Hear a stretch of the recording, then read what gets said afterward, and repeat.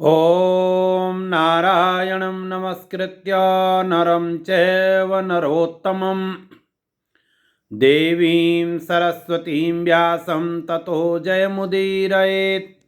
नमस्कार, स्वागत है आप सभी का हमारे चैनल पर। आज हम बात करेंगे माघ शुक्ल पक्षमी को होने वाली बसंत पंचमी पर्व पर। भारतीय संस्कृति में व्रत पर्व इनका बड़ा विशेष महत्व है। जैसे कि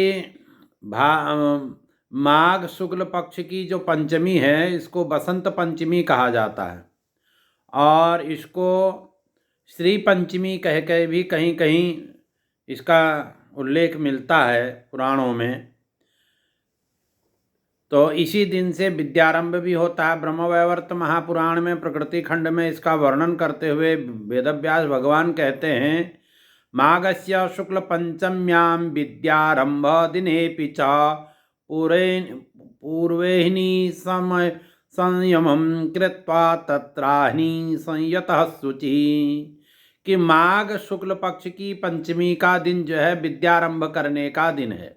जो छोटे बालक हैं जिनका अभी अक्षरारंभ नहीं हुआ, विद्यारंभ नहीं हुआ, उनका विद्यारंभ हो सकता है उस दिन से। और जिनको कोई नया शास्त्र उस दिन से पढ़ना हो वो भी उसका उस दिन से अध्ययन अध्यापन प्रारंभ कर सकते हैं। किसी को कोई गुरु मंत्र इत्यादि संत महात्मा से लेना हो वो ये दिन उसके लिए बड़ा शुभ है। और इस दिन के लिए वाल्मीकि जी ने भगवान वेदव्यास से कहा कि पठ रामायणं व्यासं काव्य बीजं सनातनं यत्र रामचरितं स्यात् तदहं तत्र शक्तिमान। वेदव्यास जी से बृहद धर्म पुराण में ये स्वयं वाल्मीकि जी कह रहे हैं कि हे व्यास जी, तुम मेरी प्रेरणा से रचित वाल्मीकि रामायण का अध्ययन करो। वह कहते हैं कि मेरी शक्ति के कारण सभी काव्यों का सनातन बीज है। जो श्रीमद् वाल्मीकि रामायण है वो काव्यों का बीज है। तो उसमें रामचरित के रूप में मैंने साक्षात मूर्तिमती शक्ति का निरूपण किया है, शक्ति को प्रतिष्ठित किया है। उसमें शक्ति माने सरस्वती। तो ऐसे सरस्वती का उस दिन पूजन करना चाहिए बसंत पंचमी के दिन। और कुछ ना हो तो रामचरित मानस का ही पाठ कर लेना चाहिए, क्योंकि रामचरित मानस को ही श्रीमद् वाल्मीकि रामायण का भाष्य मानते हैं, हिंदी रूपांतर मानते हैं कुछ विद्वान लोग।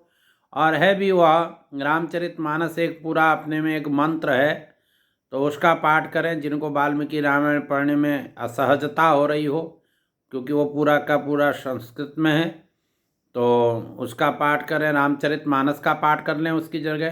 पूरा रामचरित नहीं पढ़ सकते तो कम से कम सुंदरकांड का पाठ कर लीजिए, जिससे कि भगवती सरस्वती प्रसन्न हो जाए।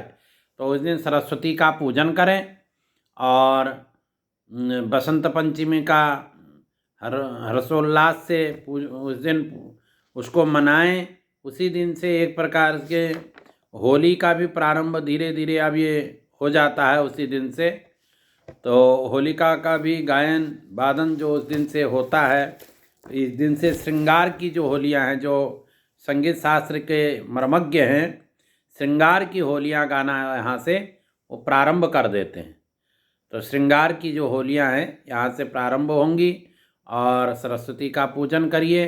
और इस पर्व को मनाया जाएगा 2 फरवरी 2025 को रविवार के दिन।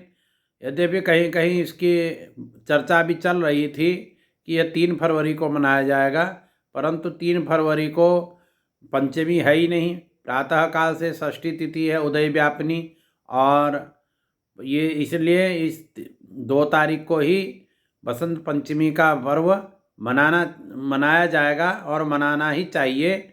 यद्यपि कुंभ में कैलेंडर जो बना वो 3 फरवरी के लिए बना है।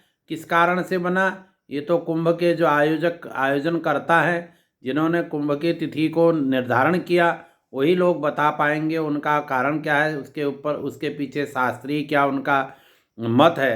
परंतु हमने जो इसके विषय में पंचमी के तिथि के विषय में वर्ष कृत्यम इत्यादि का अध्ययन करके पाया, वो यही पाया कि यह 2 तारीख को ही समुचित है और उसी दिन इसको मनाना चाहिए। तो 2 तारीख 2 फरवरी को बसंत पंचमी मनाइए। आप सभी को बसंत पंचमी पर्व की बहुत बहुत शुभकामनाएं। भगवान सबको समृद्धि दे और भगवती सरस्वती सबके ऊपर कृपा करे। ऐसी माँ सबको सद्बुद्धि दे, वो बुद्धि स्वरूपा है माँ। तो हम यही सब कामना करते हैं। नमस्कार।